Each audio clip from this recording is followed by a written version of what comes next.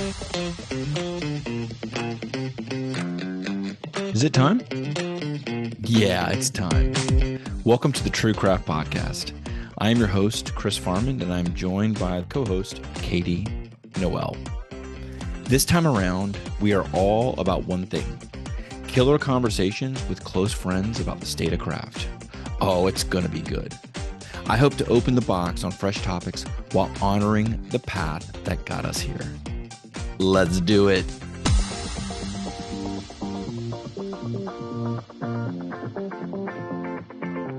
Katy. Chris. Katy. Pleasure to be here with you today. Thank you. I needed a minute of your time to talk about a situation that went down yesterday in a huddle. I think like whenever these things happen, I get so compelled to just share it with somebody. And the most natural person to share it with is you. So we were in a huddle. First of all, yeah. Tell me what a huddle is for those who might not know what you're talking about. Oh, a huddle. So we do huddles with our ongoing customers. The frequency is usually quarterly or monthly. And this one happened to be a quarterly huddle. So every quarter we get together with a customer and we go over the benchmarks, we go over their financials, their performance, and really answer any key decisions they have coming down the pipeline. It's a really powerful meeting. It's about an hour long. And you can imagine the focus for most of the huddles have been wholesale lately. Right? Retail tap rooms and pubs are just doing fine for the most part. But wholesale, people are trying to get to the bottom of what is happening. Does that make sense? Yes. Okay. So we were having a huddle yesterday with a customer, and something Derek has started doing is on the regs is he's splitting out the two business units, right? So retail and wholesale.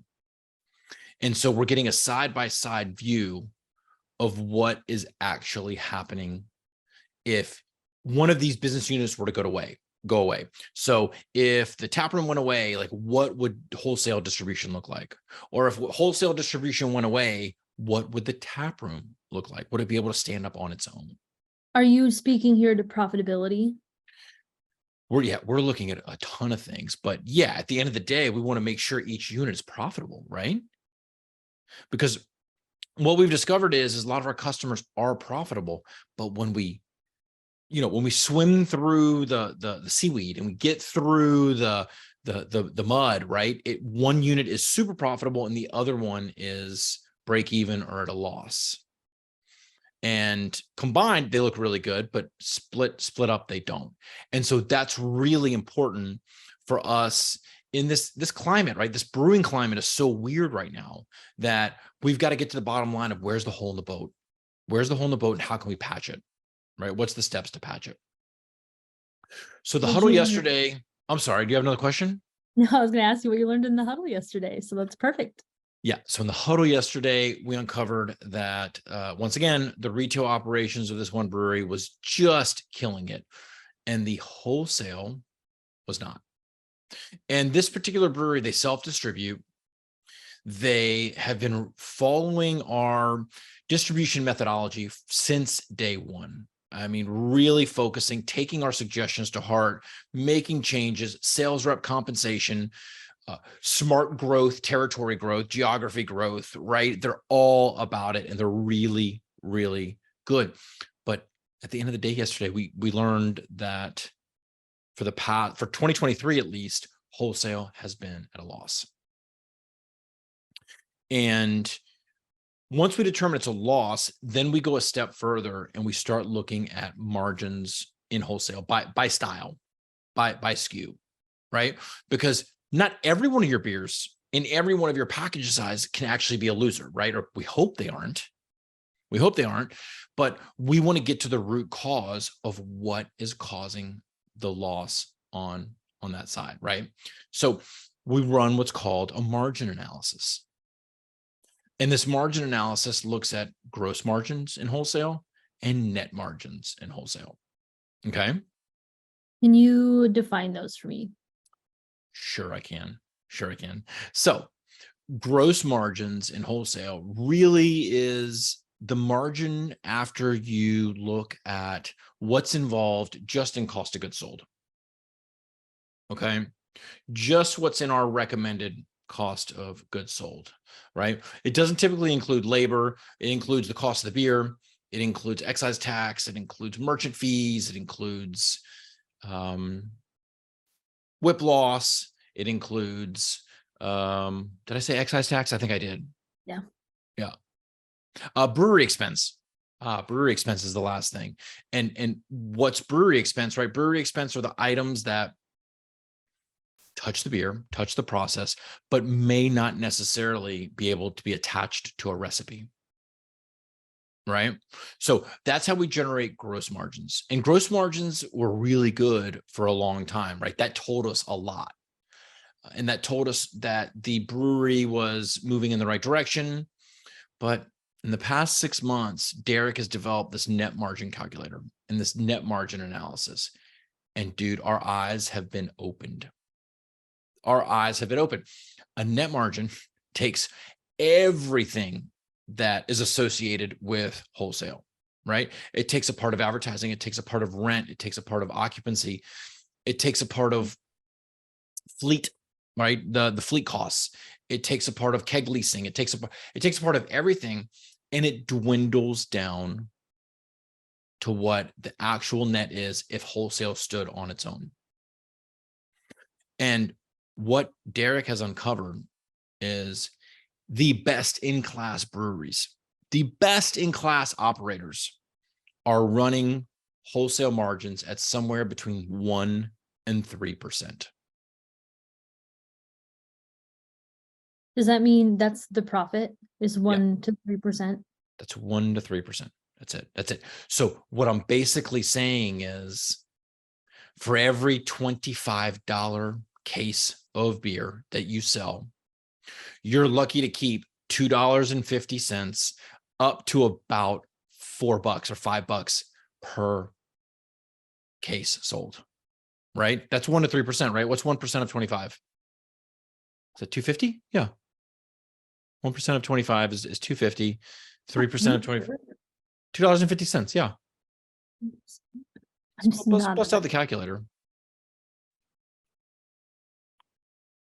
25. Oh, it's 25 cents. I was gonna say, I'm like, I don't know, Chris. 10% is 250. Holy moly. Oh my gosh. Oh my gosh.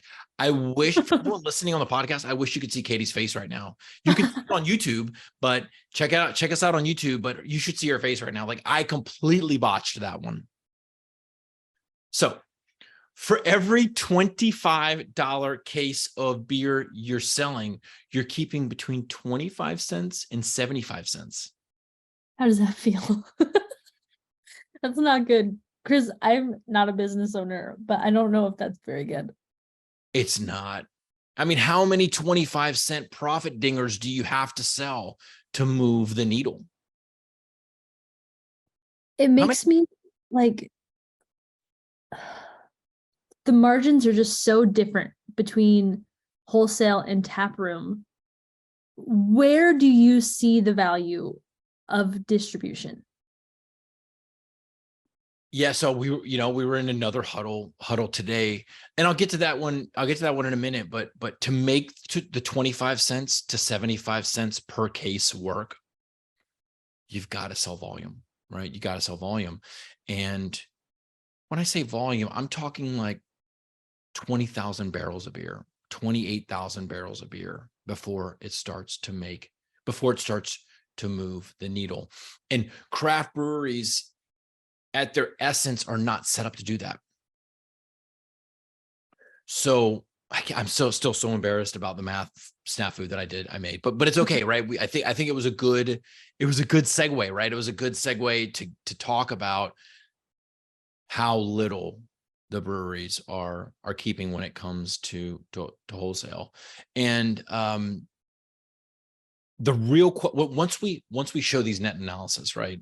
And before I talked about that, let me just make worth noting, like if you're keeping 25 cents to 75 cents on a $25 case of beer that you sell FOB, FOB is freight on board. It's what you typically sell to a distributor, right? If you're self-distributing, you're selling that same case for 32 to 40 a case. I'm talking 12-ounce old school cases, 12-ounce, 32 to 40. So what, you're keeping 30 to 60 cents or 40 to 80 cents a case, right? We're all talking the same jazz here. But in self-distry, you really got to work in all those fleet charges and logistics charges. But at the end of the day, I forgot what I was going to say. I forgot where I was going with this, but I will remember in a second, right? So 25 cents to 75 cents. Oh, I know where I was going with this. Okay. We'll need to edit some of that out. But okay. So you're keeping somewhere between 25 and 75 cents a case on a $25 FOB freight on board case to a distributor. Okay. If you're self-distributing, you're selling them for like 32 bucks to 40 bucks a case. We're still talking same dollars and cents here, folks, right? But Katy, let me ask you a question. If you're making, let's say 35 cents profit on each case, what's the margin of error there? If something happens to go wrong that affects wholesale and you've got to shell out another $5 grand or $6 grand to fix something, or you've got to shell out another, 10 grand for a piece of equipment, or there's rushed shipping of additional $800 because there was a wrong production planning. Like, Yeah. what do you think? What do you think happens to that 35 cents? Well, if it's $800 extra cost and you're profiting 35 cents on a case, that's 2,285 cases you'd have to sell just to cover that cost. Right. So yeah, it's a lot. There's not really room for mistakes. There's such little room for mistakes. That's exactly right. Right. So the margins are thin. The margin of error is thinner. And what we're uncovering in huddle after huddle, analysis after analysis, is that wholesale, regardless of how well you have it dialed in, is just not profitable. Do you recommend to people to stop? I never recommend that. I never recommend that because it's a very hot topic. Because most brewers got into this game to sell their product to the masses. They want their product enjoyed at parties, at birthdays, at celebrations, retirement parties, right? Bars. They want their product, and it's a labor of love. But what's happened over the past decade is people realize this labor of love can't be a hobby anymore, right? It's got to be a business. And to be a business, you got to make profit, right? So what we're doing, and I talked a lot about this during last year during the long game and the beginning of 2023 about the long game, right? We're recommending to really focus the portfolio. We're recommending to really analyze what your winners, what your losers. We met with a brewery today doing a ton of volume, profitable in wholesale, but their highest selling SKU, when we look at the margins, is in the negative. So we're going to go one step further and look at the volume. And we're going to say the highest selling style and SKU cannot go away. It's the flagship product. Right? Oh, so you're saying their best selling product isn't profitable? It's not profitable. It's not But profitable. not to get rid of it. Absolutely not. It's their loss leader. It's their volume maker. And in a situation like that, where you're doing north of 20,000 barrels and 60% is this racehorse, you've got to look at minimizing the loss. You've got to look at winning with other styles where you can, and doing a calculation on the loss to say, okay, this really is a loss leader. This is a marketing. I lost you there for a second. Okay. This really is a loss leader. This is a marketing expense. right? This is a marketing expense for the brewery, so people can pick up another 4-pack or another 6-pack of beer while they go get this beer that everyone knows about. You track it as a marketing expense? We don't, but we certainly calculate the volume, and we calculate how much loss this is creating, right? We look at contribution margin versus loss, and we say this can sustain as long as we stay within this range of a loss. And we look at it as marketing. The wholesale game right now is soft. Does that make sense? No. It doesn't make sense. It's soft. Yeah, it's soft. It's soft. When I say soft, what I mean is that,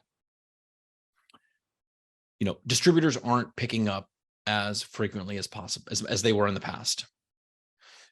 Retailers, if you're self-distributing, are giving up beer shelf space and cold box space for other RTDs and seltzers.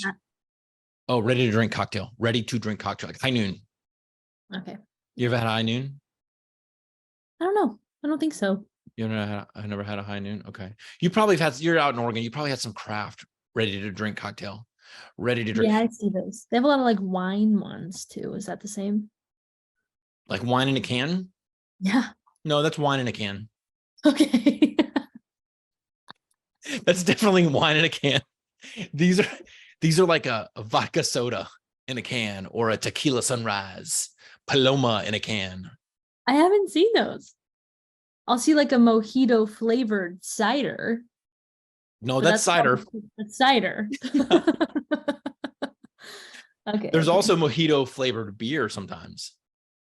Interesting. Yeah. Like a sour? Yeah. Ooh. Sounds pretty good, huh? Gotta find one of those. Yeah. So yeah, so that's what I mean by soft, right? There's shifting consumer interests.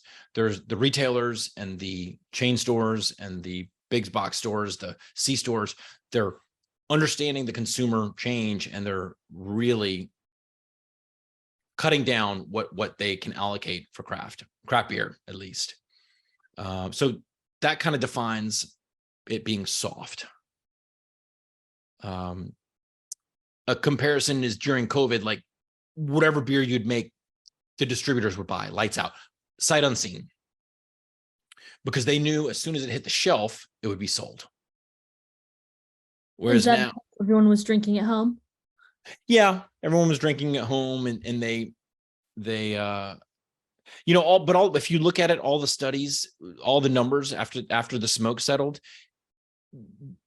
I don't think there was this massive drinking uprising during COVID. I just think that everyone was drinking at home, and they were talking about it because they were stuck at home with kids working. So, and honestly, a stop by the brewery was like another stop before I went back to my own personal jail at home. So people were just like with the car pulling over and making one more stop, which helped all the craft breweries. But yeah, wholesale is definitely soft right now. It's so critical for breweries to know their margins in distribution to make decisions, right? Yep. To make decisions. So, okay. Yeah, I just wanted to get you on and share this with you because it was really eating at me, and wanted to get your thoughts and see what you thought about it. Yeah, I'm just sitting here wondering how these breweries are able, like, how common is it for a brewery to be able to access their cost per SKU and then do this, like figure this out for themselves? Yeah, I mean, look, I think that if you know what it costs to make a case or a sixtel or a half barrel, you could add the other items in to try to figure out what that net is, and it would reveal whether you're profitable or not. Now, if you don't know exactly what the cost of the liquid and the packaging is, I would start there. Start figuring that out. if you're using a brewery management software such as Ecos or Beer 30, you can find out, that starting point is given to you. You can find out what that liquid and packaging cost is. And to that, you can just go through your P&L and identify which items would affect this wholesale, and how would we allocate that? Are we allocating it based on barrels? Are we allocating it based on dollars? So it can get complicated, but I think there's a simple way to kind of to digest it and to take a look at it. Cool. Awesome. Well, thanks for your time today, Katy. I'm gonna roll. Sounds good. Thank you for your time, Chris. All right, talk to you soon. Yeah. Bye-bye. Thank you for listening to this episode of the True Craft Podcast. If you like what you heard, please subscribe to the show on your favorite podcast player. And if you are just dying to know what Chris and I look like, you can head over to YouTube for a video recording of the show. Links to cool information about our guests and other fun facts can be found in the show notes. This podcast is sponsored by Small Batch Standard, the premier financial agency built to serve the craft brewing industry. We help craft breweries grow profits through outsourced accounting, tax compliance, and growth consulting. Visit sbstandard.com today to learn more and request a discovery call.